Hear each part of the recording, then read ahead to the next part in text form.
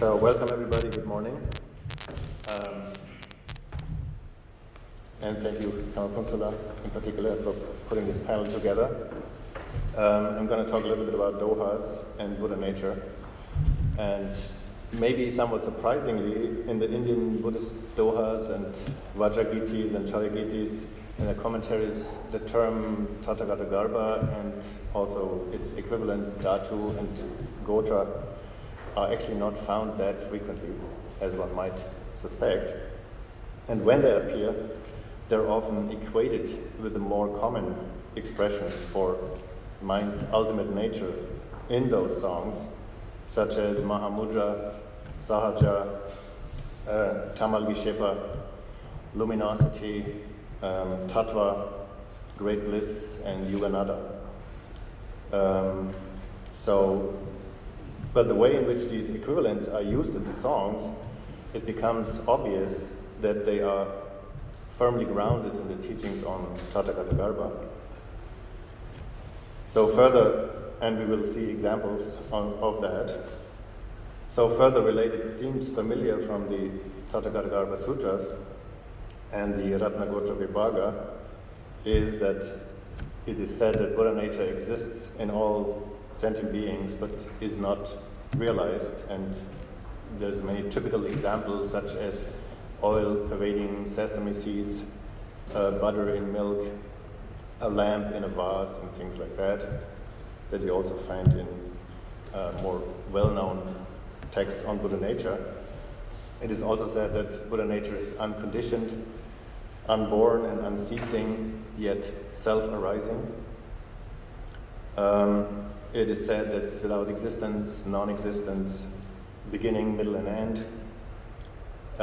It's also said there is nothing to be removed from it and nothing to be added, as in the famous stanza from the Uttara Tantra.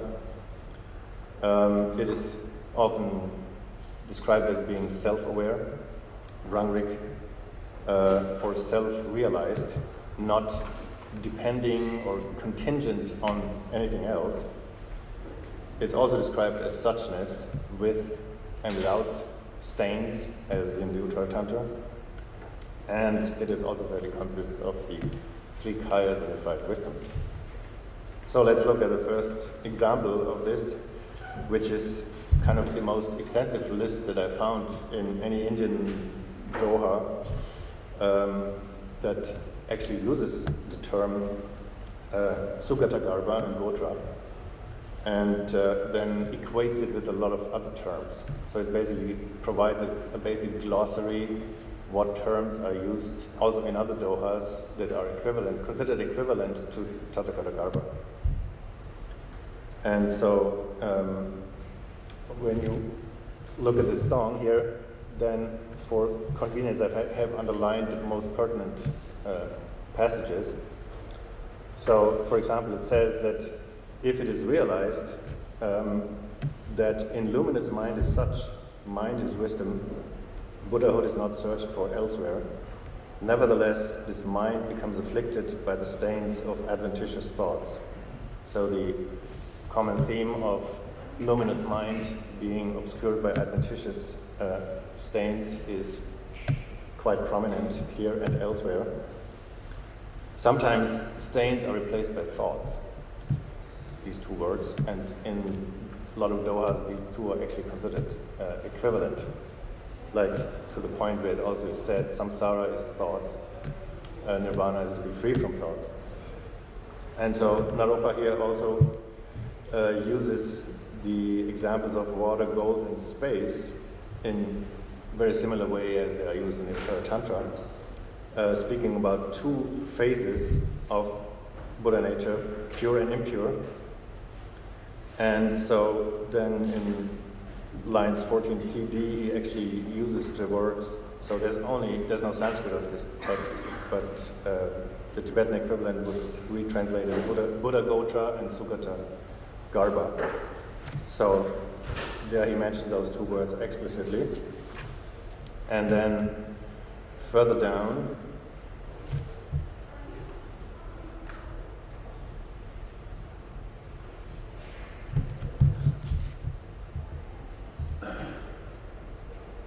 He speaks about primordial Buddhahood and also self-awareness with saints, which does not depend on anything else, self-arising wisdom. And coincidentally, he also identifies that as great Madhyamaka, everything that he has said so far. And then he also aligns the whole thing with three kinds of tantra: causal tantra, method tantra, and resultant tantra, as well as with ground path and fruition. So all of that is definitely in line with Buddha nature teachings. And he explicitly says again, these are the phases of this meaning Buddha nature. So the ground path and fruition and the three tantras are just different phases of the one and the same thing. Then another text, Citta Vishuddhi Nama Prākṛtajñāna, ascribed to a Aryadeva. I'm not going to go through all the words here on the screen because it's too much, so I'm just going to summarize this. And so the theme of mind's intrinsic purity along the lines of tathāgatagarbha teachings, though the term is not explicitly mentioned, is found throughout. So there's a number of stanzas that talk about the natural purity of the jewel of the mind that needs to be purified from temporary obscurations of ignorance and thoughts.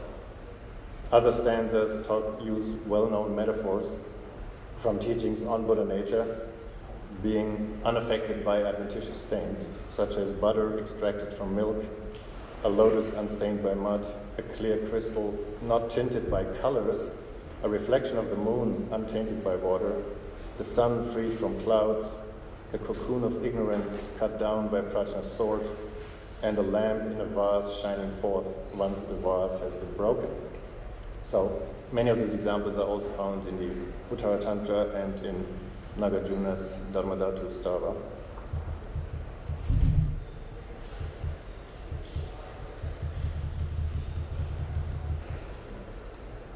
Then there is a song by Guru Drishtichana, and he speaks about the connate, which is the most common words in the dohas for the nature of the mind, or an equivalent of Buddha nature. He says, the connate is the body of space, the body of the Sukata heart. So again, Sukatagarbha is used here as an equivalent of the connate. Then Saraha's caryāgīti manasikara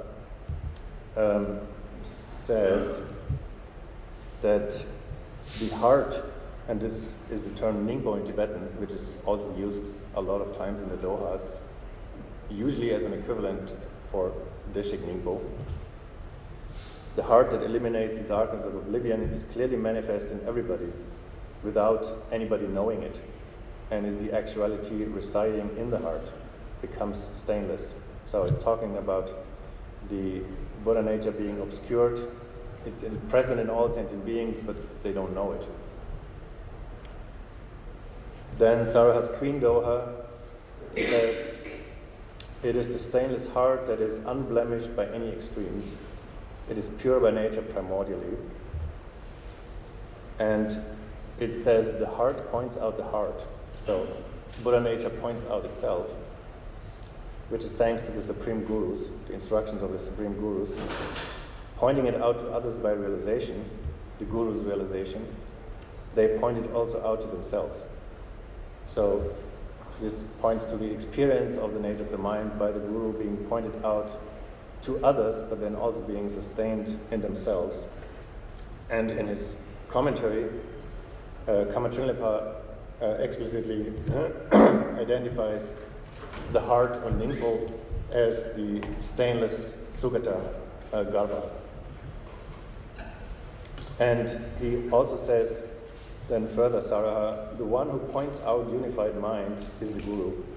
The ground to be pointed out is the student's heart. So it says here that the symbolic heart, which is the pointing out instruction by the Guru, points out the actual heart, which is the actual Buddha nature in the mind of the student, in the continuum of the sentient being. And it says the Gurus also point this out further to themselves through symbols, increasing their own realization. Then Maitripa's Kanaka-mala, which is a collection of songs by different Mahasiddhas, usually just one stanza each. He uses the example of oil and sesame seeds, and he says, oil pervades sesame seeds, but don't press a dry one. Don't press a dry sesame seed. It has no fluid. Sesame cannot function as its oil does. Likewise, though the Sukha heart exists in samsaric sentient beings of the 6 classes, without practicing, freedom will not be attained. Then there's a song by Atisha, Dhātu Darshanagīti. So he basically copies a lot of stanzas from Nagarjuna's Dharmadhatu Stava, with also the well-known examples of butter and milk, a lamp in a vase, gold in its ore, grain in its husk, and so on. And there's also many more lines resembling the Uttara Tantra. So since I'm running out of time, as usual, then let me just scroll down here to this one. So this is a text with a rather complex history of transmission, and contains the longest version of Saraha's Dohā Kosha, People Dohā, which is clearly expanded from the Prakrit versions and adds a lot of stanzas in Tibetan, and the commentary is also based on the Tibetan. So this commentary and the added stanzas are peculiar, as Curtis Sheffer has already pointed out, in that they use this word ningpo a lot. And even in some of the stanzas, the word ningpo replaces the speaker in the Prakrit. So in stanzas where it says Saraha sings or Saraha says, then in this version it says Ningpo says, Ningpo sings. So it's very clearly saying here that what really sings the song is Saraha's Buddha nature, or even one's own Buddha nature.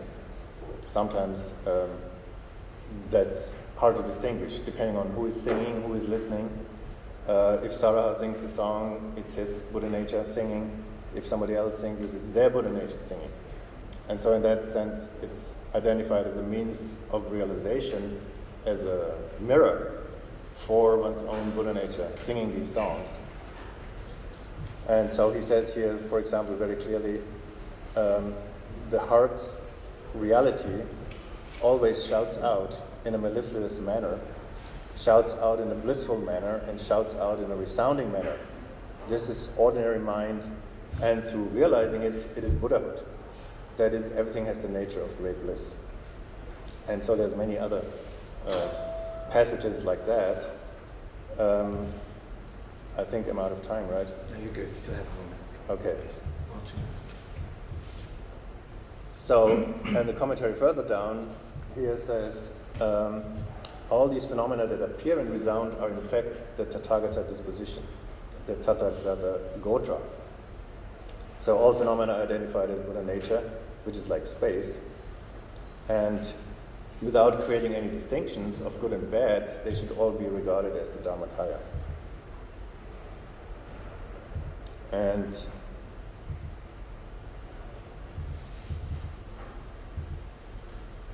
so then here he says in the commentary, Saraha's followers should understand it, meaning his heart, in the form of songs, because its nature is that everything is not established, and they should take it up in the form of dances, because experience is inconceivable.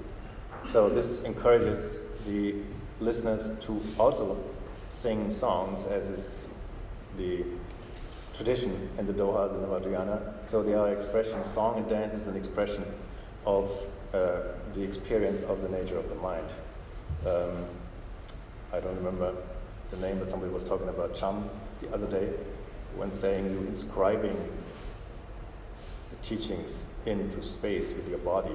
So seems to be a similar thing here, where through singing and dancing, the experience is manifesting in an outward manner.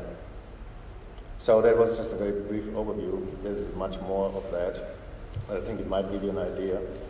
how these dohas deal with the concept of Buddha nature. So, thank you. Thank you very much.